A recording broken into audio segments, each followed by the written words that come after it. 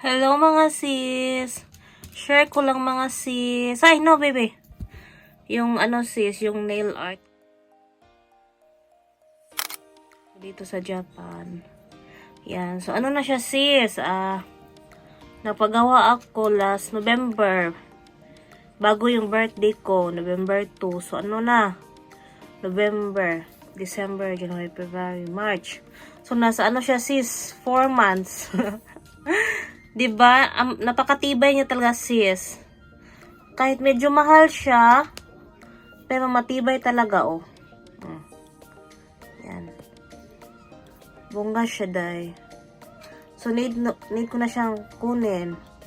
At hindi muna ako magpaayos kasi mahal day. Yan sis yung left side. Yan oh. Diba?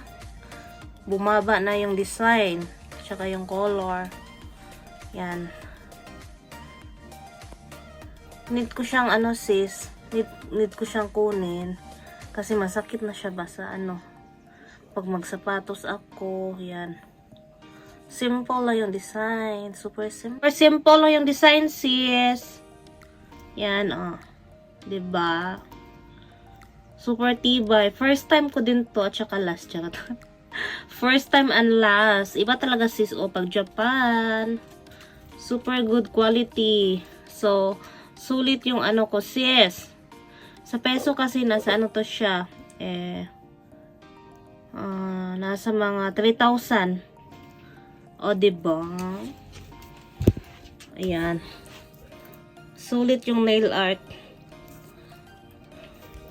Hindi ko alam anong tawag nito kasi may mga tawag talaga yan.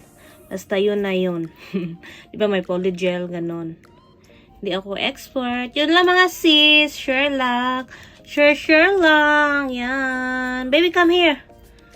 Okay.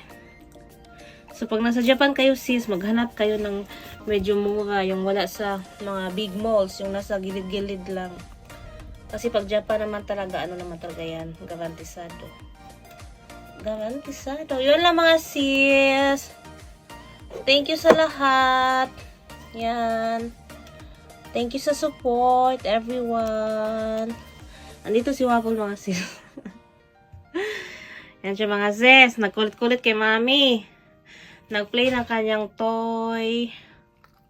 Then mag-drink ng milk bago mag-sleep.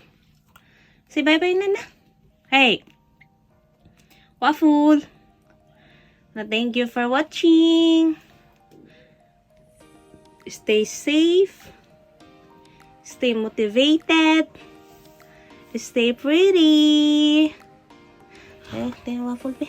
Ang damit-damit ni Waffle Be. Agoy, ang gwapo-gwapo ng baby ni Mike. Gwapo. Maligo na ni siya ba? Oh, ang bango-bango. Oh. Ang silan. Shoot to time da. Waffle Be. Agoy. Okay, ang cute-cute. Na bye-bye. Arigatou gozaimasu. Mata ne. Jan ne, minasan. Babu.